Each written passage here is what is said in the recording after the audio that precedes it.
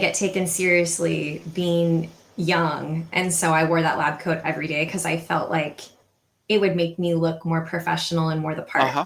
And so I wore a lab coat at least the first 100 days of being a dietitian in skilled nursing. And then I actually remember it was hot, hot one day. And I'm like, I'm taking this off. And I actually feel like I got some looks from certain people in the building that day of like, and occasionally I'll still put it on if I'm like in a building. I'm like, I'm going to go back to the old days. But now, same thing, John. It's so nice to like, I can wear jeans and still be professional. Yes, it's It's totally nice. possible. Yeah. Professional is more how you carry yourself and what you're talking about rather than what you're wearing. Agreed. So let's get started here. Hey everyone, welcome back to SimplyThick, John and Friends. This is my little LinkedIn show where we talk about dysphagia and all things, without trying to make it sound like a medical lecture. I'm your host, John Holohan, founder of SimplyThick, and I am a thickener enthusiast. And this show is for anyone who wants to learn something about IDDSI or dysphagia or things like that. And what I really do is I bring on my friends and just let them share their expertise with us, and then I sit back and enjoy things. Today I have Katie Chevalier. How do you say it? If you're in France, Chevalier, but we just say Katie Yes. Chevalier. It's very easy. Chevalier. Chevalier. So very Yeah. French. You do go with the French. So in St. Louis, we kind of like, we don't know if we're French or not, even though we're at Saint Louis. So we will have things where you say carondelet, but sauge. So you have to be local to know which ones you say French and which ones you Americanize. You make it sound pretty good. I had 5 years of French in high school, so I can say the words. I can't really speak. You make me look bad. I should know how to say some French words with that last name, but oh well. So, Katie, why don't you tell people like 2 or 3 sentences who you are? I mean, I have a formal bio I can read, but it's So, much easier. How do yeah. you describe yourself? So I'm a California girl, born and raised. I am a dietitian. I spent the first 11 years of my career in skilled nursing. I consider myself a skilled nursing expert. I loved clinical. I'm a certified specialist in geriatric nutrition. And I'm so excited. I thought that was expiring this year, but I looked today and realized not till next October. So I have some time to retake that test. Yes, I have a little more time. Loved clinical. And then at the end of COVID, the company I now work for, I'm now the national menu director at HPSI. So we'll get into that. But they reached out to me and offered me this position. And I was like, I've been here for almost 9 years. I'm still young. It's time to take the next leap. And so now I work with the GPO, and I'll explain what that means later. And I oversee a team of amazing dietitians, CDMs, and order guide managers, et cetera. And we build federally compliant menus for all different levels of healthcare throughout the country. So I like to think I'm enthusiastic, but my enthusiasm's like this big compared to yours. I don't think so. Yeah, when we get you in a room and get you going, you're always super enthusiastic about things. And that's because you're in California, and because you got to see kind of firsthand the first state that started coming out and enforcing IDDSI, the one that came out and said NDD is dead and things like that. I thought you'd have some great experience that you could share with people, like what's it going to look like when this happens? Sure. So, and even how did it happen, right? Yeah. California tends to be regulatory heavy, as we all know, which can be a good thing and a bad thing. I think there's good intentions, but it can be difficult when you're on the operations side because we already have so many regulations and rules and things that we're trying to follow, in skilled especially. So what happened? Last year, time is flying, in June, there was a QSO letter. That's a federal release letter. And I won't get into all the logistics about it. QoS. QSO. QSO. Actually, I have a copy of it somewhere. Well, but what does QSO mean? Quality Standard Observation? Here, I have notes. Because I don't want to, I'm going to tell you guys the exact date and everything of it. You want the real information. Let's give you the real information. Here Okay. we go. Okay. Open. So these are also public letters. You can look these up. It's Adobe. It's pulling up. These are federal letters. There we go. It's opening. Of course, it's taking forever because it's a PDF. And it was released on June 19th. And so basically what it says, and I get pushback on this a lot from people, they're like, but Katie, the regs don't say IDDSI in them. So why are you telling people, and why is everybody saying that it's regulation? Because it's sorry guys, it's loading.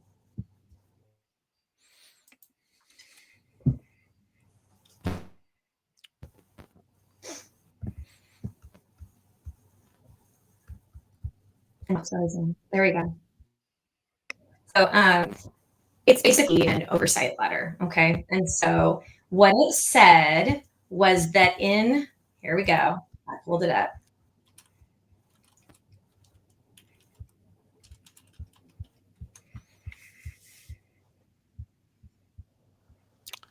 There we go. Under the facility assessment, the update was that the care required by the resident population is using evidence-based methods. That was it. That's all they needed. Because that's all they needed.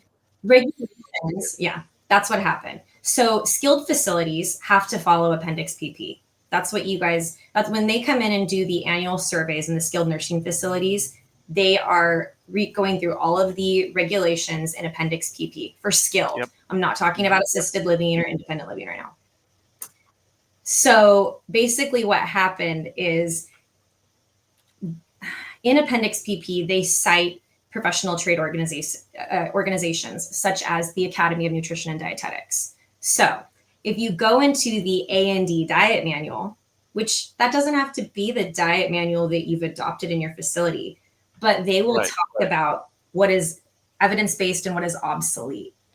And they come out and they say that all other textures besides IDDSI are obsolete. And these are the new evidence-based textures, period. And then the American Speech and Language Pathology Association, as well as others, have also came out and said that. And so that is how they are going to cite you on it. Well, I believe I did write a blog post about this like last year. And I think in Appendix PP, there's like 100 places where it talks about professional standards of practice. Yep. And then you have to figure out, well, what is a professional standard of practice? And what's the definition of that? And that's where you're getting to this, right? Where one of the things is professional standards of practice. So you have the A&D, which in its previous name, the ADA, was the organization that published the NDD. They've stopped publishing it. They've stopped supporting it, and they've moved to IDDSI. And then you have ASHA. Years ago. Yeah, and then you have ASHA. They've endorsed IDDSI. And then you have ANFP. They've endorsed IDDSI. So now you have like the three main organizations all endorsing IDDSI. And you have people who still say, well, I'm using NDD. It's like, well, that's out of print and it's not endorsed. So how are you meeting your professional standards of practice? Well, exactly. And, you get the kickback. What do they always say? Well, it's too hard. It's the residents aren't going to like it. It's too hard. It takes too much labor. Yes. But I will say, I'm going to be open and admit it. Shame on me. I'm a dietitian and I help write menus. I even resisted at the beginning, not because I didn't think it was a good idea, because standardization, I think, is actually fantastic. The whole point was that we wanted a resident to be able to go from the acute hospital to skilled to here, and we want continuity of care, right? The problem with NDD was the specifications on each level were too vague. And you could have a menu program here that said Mex Soft Ground could have finely chopped fresh vegetables, but then maybe this one says only canned. There was too many differences. And now with IDDSI, it's really black and white. And I think that that's harder for people to implement, and they think it's more challenging, and it can be. It's not a simple overnight process, as you and I both know, which we'll get into. But it is, I think, better long-term for the resident. and I mean, I got it today, a wonderful person that I work with. Is it normal when you first implement IDDSI, Katie, that the CNAs and the patients are complaining? Yeah, Yep. because what typically happens is you have those people that are going from MEC ground or NDD2, and you put them on MM5, and MEC ground didn't give puree bread. So that's the first thing they're freaking out about, right? Why am I getting puree bread? And so I think this is where speech comes in, and you need to give yourself time for implementation for it to be successful. It's not an RD problem. It's not the kitchen's problem. It's the entire interdisciplinary team's problem. And it can be a success, right?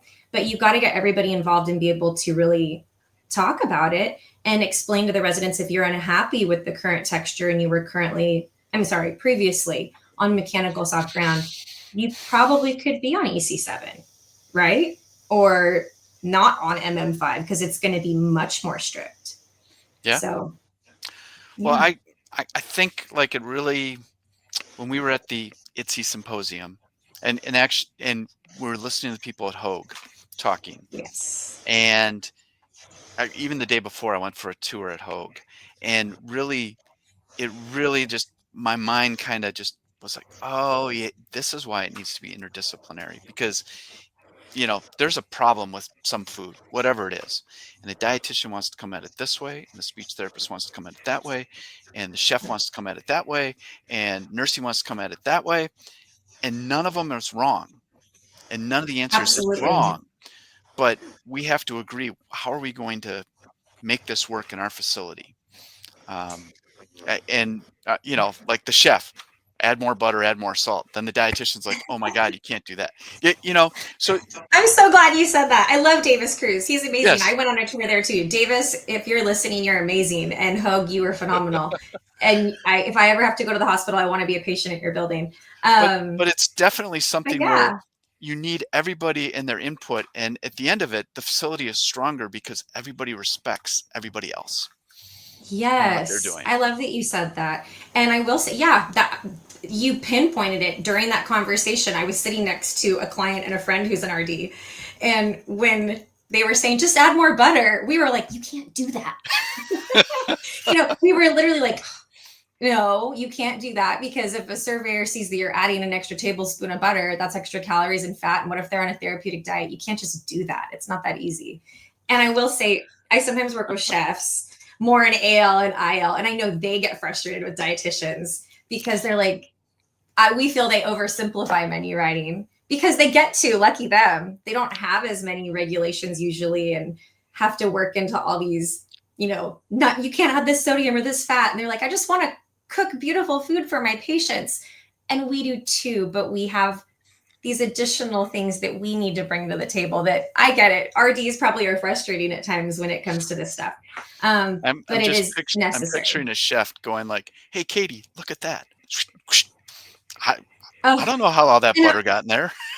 And at home, trust me, you think I don't add butter in my scrambled eggs and extra salt? I'm a salt junkie. Yes. If I'm ever in a skilled nursing facility and they give me a low sodium diet, they're going to hear it from me. But this is also, hey, I'm also a CSG. And I want to bring this up, and it's going to definitely go into another bullet point that I know we're going to talk on. So I consider myself experienced clinically. And when I was a green, fresh RD, I talk to RDs about this all the time. And any new RDs on here, I'm not picking on you. I did it. If you do it, you're not doing anything wrong. It's normal. All right. So explain what a CSG is, just for those. Just a certified specialist in geriatric nutrition. Okay. So when there's a lot of things when you go on to CDR, there's specialty certifications dietitians can get.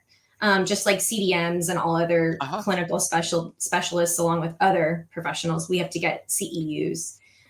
So one of the ways you can get those fulfilled in your 5-year period is getting specialty certifications. So they have one for like oncology, they have one for weight loss.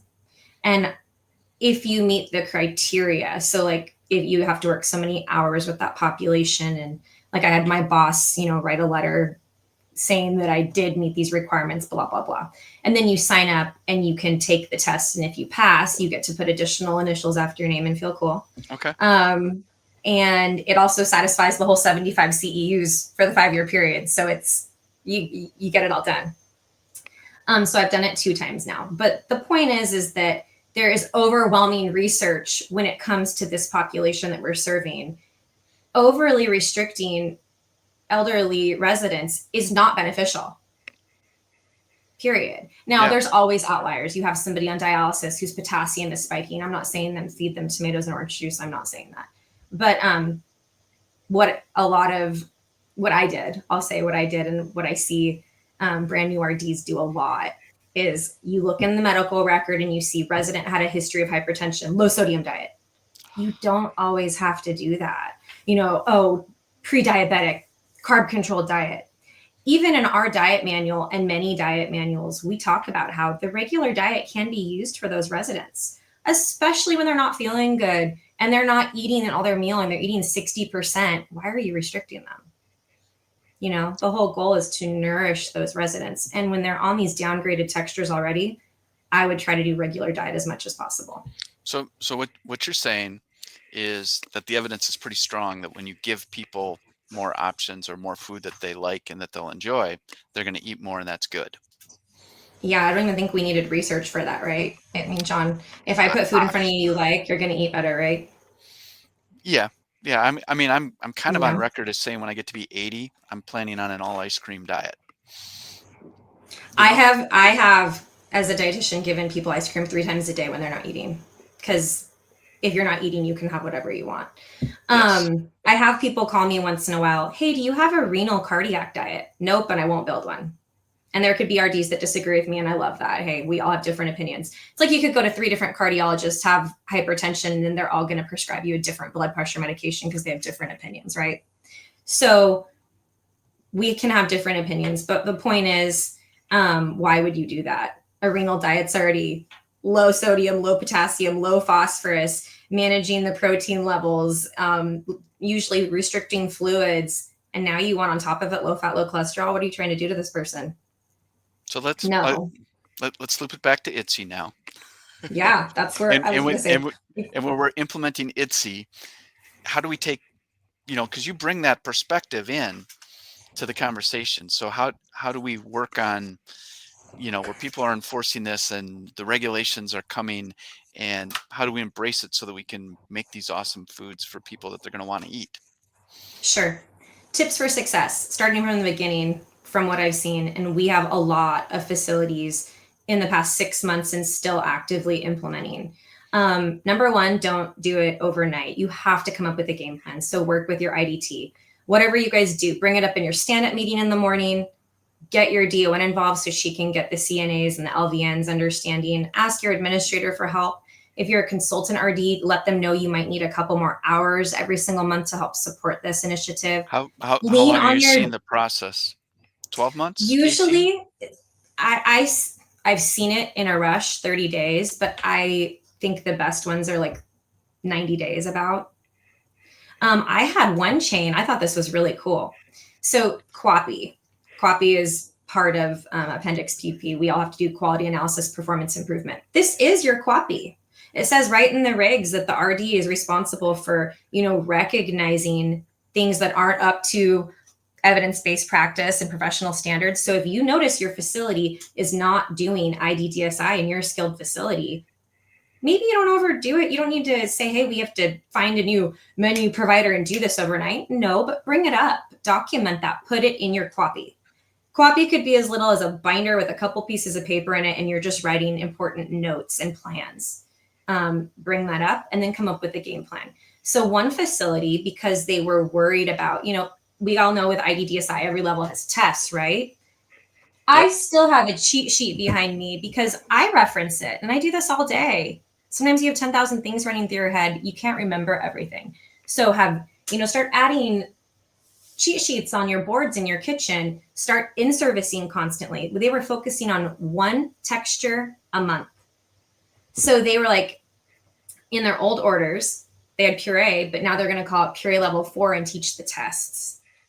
Mm-hmm. So they were like, we're going to do puree level 4 January. We're going to do MM5 in February. We're going to do SB6 in March. So by June, they were fully implemented, and they did a liquid level each month too. And I'm like, that's actually pretty cool because it gave the staff the time to really grasp the concepts. They So also, do you see that as better, where they slowly implement pieces versus, all right, June 30th, we're throwing away the old, and July 1st, we got the new? I've only seen one chain do that, but I know for a fact it's been successful. Um, and yeah, absolutely. There's less hiccups than the ones that rip the band-aid off. Sometimes you have to do that. But even if you have to do it faster, um, you can't do one in service and go forward. You need to have a pre-plan in service, get everybody involved, and then you have to do hands-on testing.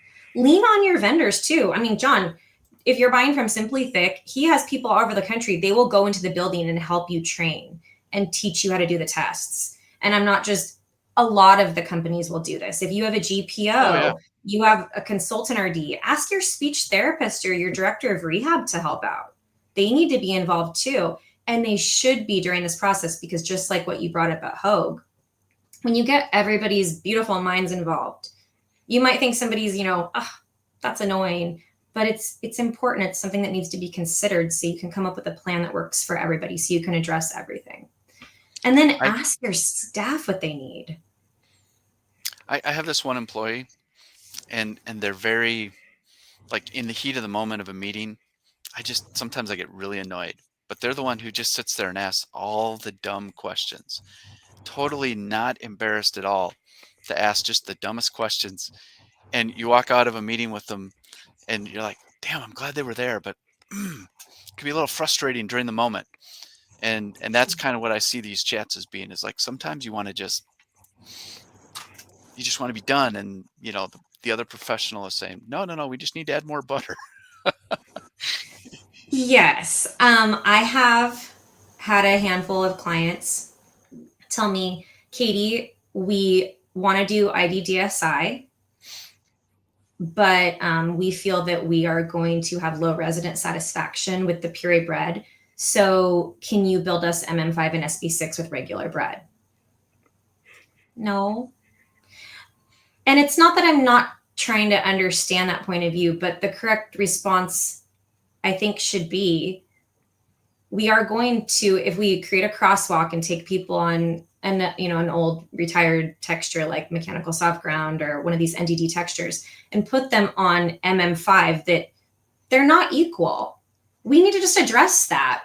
Put them on the texture that's closer, and then you can individualize their preferences, right? It's like the exceptions, right?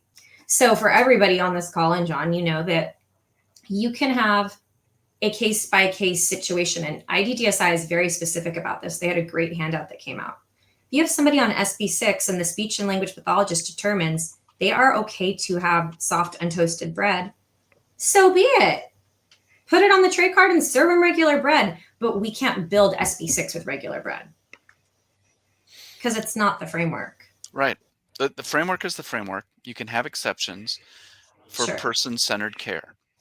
And yes. I think I'm looking forward to, say, 2, 3, 4, 5 years from now, because we're going to have chefs all over the world working on these questions. How do you make a more satisfactory bread product for people who are on these restrictive diets?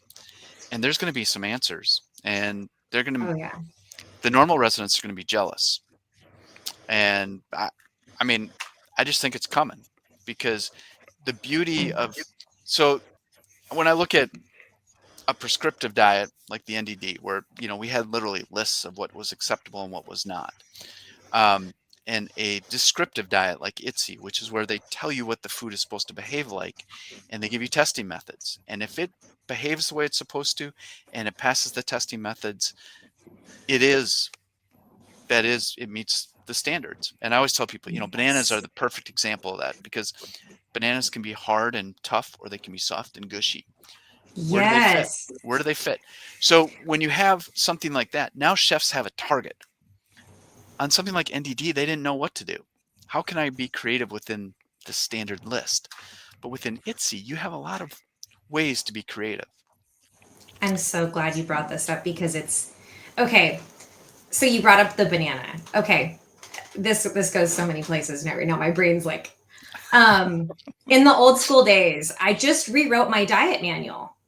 So, okay, I'm going to bring up a couple things. I almost want to write down notes so I don't forget. So avoids list on IDDSI's website. Yep. Beautiful tool, but remember, when you go there and you go to the resources, what is the first thing it's under, John? Patient handouts. Yes. Those are patient handouts. Those are to be given. They were created so when you're in the acute hospital and somebody goes home on MM5, if I have a husband who had a stroke, you can give me that and I know what to serve him. And they're being overly cautious, right? And so when you guys look at those avoids list, I was even confused. It will say, for example, I have one right in front of me. Raw carrots. It says raw carrots. Yeah, it's talking about in its natural state. And then, then what happens is you're sitting in a meeting deep in the bowels of the nursing home and somebody says, carrots can't be on there. And you're like, yeah, they can. And they're like, no, they can't. And you have this argument. So exactly. So remember, we were both in Miami at the IDDSI symposium, the first one they had last June. And this question got brought up and I was unaware, but they said, you guys, that is the food in its natural state. So pineapple was my question because there are professional products that are pureed pineapple. Mm-hmm. So what I want people to know is when you look at that avoids list, don't think it's a black and white no. It's in its natural state. It always comes back to the test and the characteristics of the food. So as John just said, if you have a firm green banana, it might not pass the test. But if it's not even be SB6. Yeah. And so we talked about this pineapple. If you have a Vitamix and you can get that thing to the point where it passes the puree test and it's smooth and there's no fibers and blah, blah, blah, you can serve it. And so now I want to bring this up as a menu writer. I just rewrote my diet manual. And this is something that we brought up to the surveyor at the IDDSI symposium. I'm sure you remember the question. We asked them, are you going to be understanding of the variability of recipes when it comes to IDDSI? Because I will tell you, as a menu provider, my poor recipe database manager has days where she's pulling her hair out because we can test a recipe and the standardized recipe, it's still the gold standard, right? You still have to have a recipe. Yep. But if I write a recipe for lasagna and I use this ground beef and this specific noodle and this ricotta cheese and this mozzarella cheese and this marinara sauce, but you do the same recipe, John, you could be at a different altitude than me. You maybe couldn't get the noodle I used. Exactly. You were short a little bit ricotta, so you shouldn't not follow the recipe and add more cheese, but you get my point. You can still get a different end product slightly. One could be a little overcooked and be a little hard. One could be a little bit softer. And so with that being said, you still have to pass the test at the end. And so we'll get into like the audit test. This is where we ask the surveyor, okay, so you have a facility make their recipe. They follow the standardized recipe and they're doing the puree test at the end and it's not quite passing that spoon tilt test. It's too sticky. If you go to the audit sheets on the IDDSI website, you then have to what, John? You have to add a little bit more liquid. Mm-hmm. There's no gold standard. There's not a perfect calculation. IDDSI's not going to come out and tell any of you operators or RDs or cooks, add exactly 1 tablespoon of liquid per serving. No.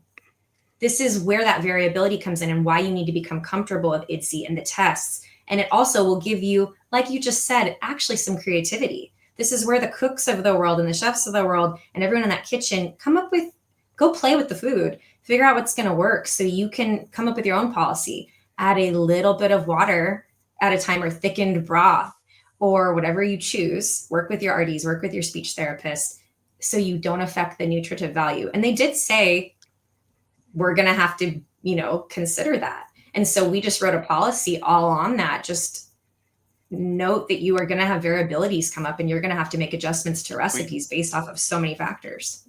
I think the advice we've been giving people is to include on the bottom of the recipe as the last step to adjust as necessary to meet test methods or something like that. And 100%.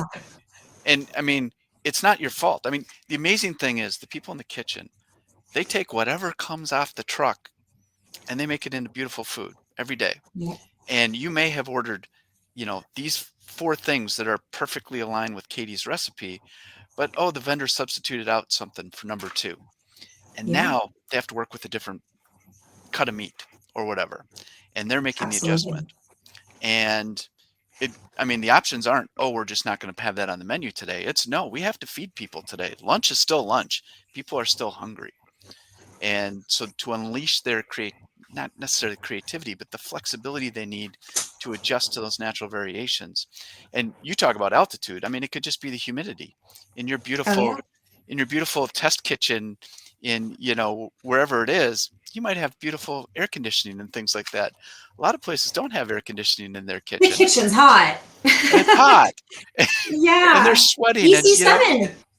This yeah, happened with EC7. We did it with 2 different brands of a Salisbury steak. One of them you could cut perfectly fine with the side of the fork. The other one you couldn't. Now, what if you deep fry it or pan fry it instead of bake it? You're going to get a different end product. yeah. So exactly. So that's the power. That's why I fell in love with IDDSI, is the testing methods. They did that. Yep. So I think that, yeah, so when you're implementing, I think the testing, just you have to focus on testing, and test it with real recipes. And have, even if you could, have 2 cooks doing it at the same time during one of these trainings so they can see if they end up with different products and how they're going to manipulate it. Because there's not one way of doing something. And let's even bring this up. What if you're using different thickeners? Oh my gosh, I've played with powders and gels. Oh. Totally different ballgame. Yeah. Yeah. Right? It's each of them's different. They're each going to behave differently in different temperatures. But if that's what you got, that's what you have. And 100%. You have to do all that. So there's a lot of creativity that goes in there. And you got the framework now. So when the regulators are coming, they're going to say, it's professional standards of practice. And, just because California's first doesn't mean that it's never coming to a state near you. It will eventually. There are some other states I know that are focusing on it. But I think the most important thing is, yes, I've heard that it's in Wisconsin. Oregon, I've heard a couple of places have been asking about it. I have some facilities in Washington, Idaho. I know other states that are not focusing on it so much. So I have one chain in Texas. They haven't completely implemented it, but they're looking to, because they're starting to get a lot of orders from the acute. Okay. So yeah, it's spotty elsewhere, but on the West Coast, I have a lot of facilities now asking for it. So, just to get a little, I don't know, topical, because today is my birthday, right? It is. How are you writing menus for people when they're on MM5 or whatever, so that they can have a little cake with their birthday versus my fancy little cupcake here? So when we build a menus are built to dress. Please go ahead. They'll still get cupcakes. They're just going to get an MM5 version. And we're actually in the process right now. The majority of my clients right now are skilled. And I'm going to say this, and if there's any skilled facilities that are going above and beyond, kudos to you. But they are struggling with labor issues. And so, like, let's take a cupcake, for example. I mean, some of these chefs that I see what they're doing, it's absolutely beautiful. I mean, Rubicon's chef, what she does, what Davis can do with certain things, his truffles that are puree, right? But a lot of them are still scooping and not necessarily at the beautification point, and that's fine. But even then, I just saw somebody the other day at one of our facilities. They did a burger and it was pureed, but even though they weren't shaping it and making it perfect, they still, instead of doing 1 scoop of the bread, they cut the scoop in half. And they sent me a picture, and they tried to make it a double-sided patty. They put the meat in the middle. They put it on top. So it looked like a pretty pureed burger. We, as the menu provider, are not guiding people to do that yet, because, to be perfectly honest, I think I'd get pushback, because they'd be like, why did you tell me I have to do that? I don't have time to do that. Yep. But we're encouraging them to. And I will say that the beautiful thing about IDDSI is once they're getting comfortable with it, John, that's where they're having fun with it. That's where I get pictures from end users going, look what I did. Can we start doing this? And that's when I'm like, yes, they're embracing it and they're having fun with it. So I did tell somebody around here, I was like, try and find a cake ball, because I want to test a cake ball to see how if I can eat that without chewing, because that's really the test in IDDSI, right? if you can eat it without Yeah, chewing. and So what do you think? It's I mean, icing and cream of I think cake we could make crust. it. I just get nervous because if you're getting it to stick together like a cohesive ball, I don't know if Uh-huh. you could get it to pass the spoon tilt. Did you do it, John? I did not, because they came back with 3 different cupcakes. They didn't find the cake balls, so I'm gonna have. I guess that's what I have Well, to I think spend we my have a. afternoon doing. I was going to say, I think we have a post birthday party call where we are playing with the cupcakes and seeing if we can come up with a cake ball that will pass. Yeah. Um, we were talking about something, and it's going. I want to talk about how they have been writing it too, Okay. because I want to go back to that IDDSI audit test. Okay. So something that happened, there's in California, one of the things I really want to focus on that audit test. It happened in California. So you pass the test on the line. Tray line starts. You have a puree food. You have an MM5, an SB6. It doesn't matter. It passes the test. You serve the plate. You send it out. But all your MM5s don't go out at the same time. Maybe tray line goes from 12 to 1. You send out one at 12:05. You send out one at 12:15. You send out one at 12:45. John, you tell me, what does the audit test tool say? How frequently are we supposed to be testing? It'll be 15 minutes for the first 30 minutes, right? Yeah, exactly. I'm so glad you for the first 30 minutes, because it's impossible to keep that food perfect for an hour and a half, right? Like there's heat, there's the oxidation is going to happen. The steam table is continuing to cook the food, etc. The surveyor tested the food an hour after it went out and said it didn't pass. So Was it being actively fed? yeah, Was it being actively fed at that time? um, it was in the resident's room. So the point is, sometimes deficiencies or tags get written and we don't agree with how it's written, right? But I just want people to be aware, because on like our production guides on our menu program, we have a testing column. So just please keep checking at that 15 and 30 minutes and practice that, because I think if I was a surveyor, that's where I would go. I'm going to be like, okay, this facility's IDDSI. Of course, they're going to test in front of me, but I'm going to be looking at 30 minutes and be like, are they retesting? So yeah, if you have something that's borderline too sticky at the beginning, be very cautious, because it's definitely going to be too sticky at the 45-minute mark, right?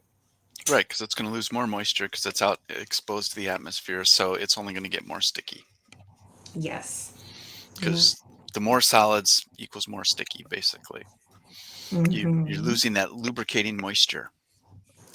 So I guess it just popped into my head as you were talking about this. Because like you can put a tray in my room, right, of just normal food if I'm on a regular diet, and an hour later, some of that's not going to be really all that appetizing at that point. They're only testing stuff that's being actually consumed, right?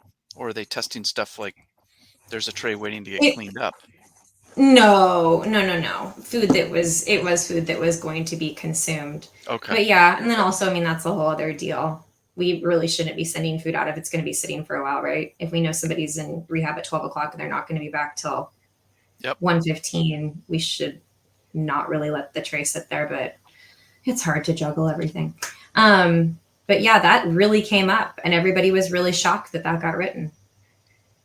So, and then there was another facility that had IDDSI implemented, but they still had some active mechanical soft ground orders.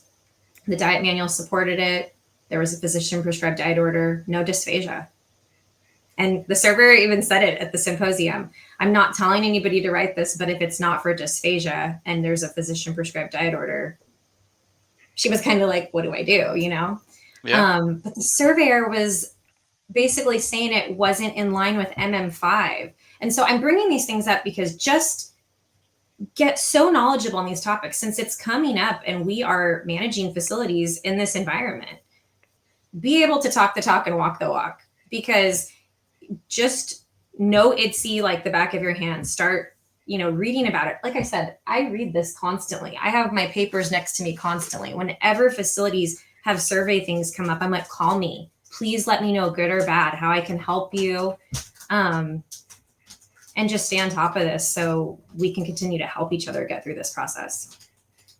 I think it's important to recognize also that the regulators are learning as well. Yes, they are. And that's what we're seeing a little bit of, is you're getting into these spots where, be confident in what you know about IDDSI and be willing to talk to them.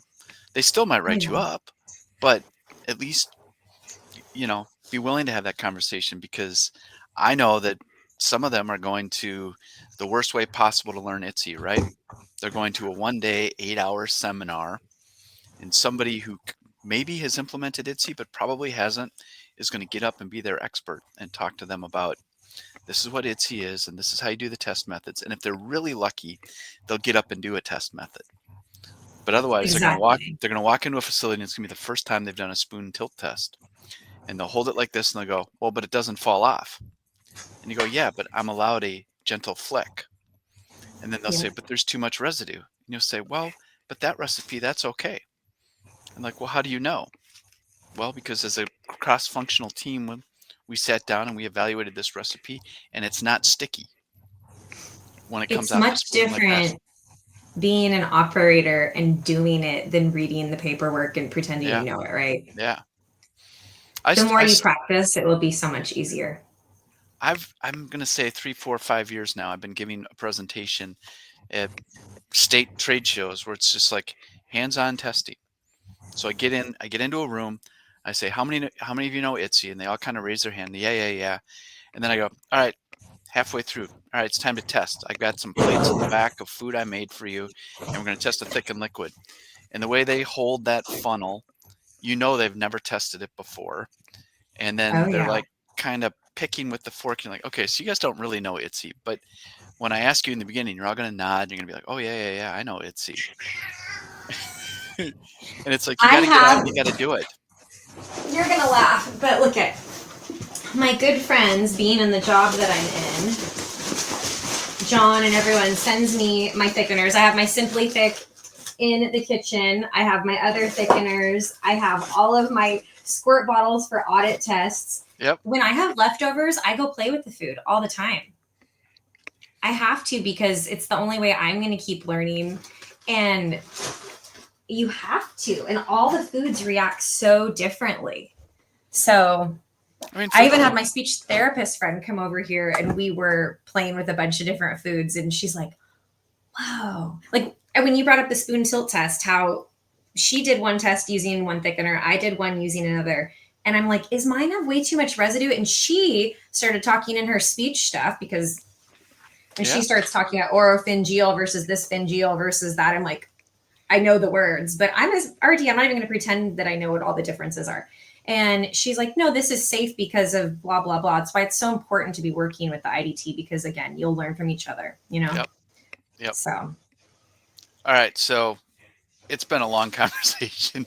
I try to keep these to half an hour, and here we are at 43 minutes, and I'm going, well, let's just keep going. But, the truth is, I want to eat the rest of my cupcake, and I want to thank you for being on my show. It's been great. I love these conversations and hearing what's going on. And I think it's really valuable for people to understand that there are people to reach out to and that they can ask questions of. And, in your position with the GPO, you're seeing what's going on across a wider geography than most people. And so I appreciate that expertise. Yeah, I'm bummed. I thought we had a whole hour. I was ready to talk your head off longer. An hour? Yeah. Wow. Next time you can have me on again. We'll talk more. But this was so fun. And happy birthday, John. It's John's birthday, so everybody tell him happy birthday. Yes, and if you need to know, it was Katie's birthday recently. So we're both Virgos, and we're celebrating together. Such good really. Friends. Yep. Yes. So next time I'll be able to tell you about cake pops or cake balls, because I'm gonna have to go find some and test those. Send me the recipe and we'll add it in the program so there can be IDDSI-friendly cake balls. All right. Well, thank you so much for being on here, and I guess I'm gonna have to have you back, right? Yeah, anytime, my friend. Happy birthday. Thank you so much for having me on. All right. Thanks, everyone.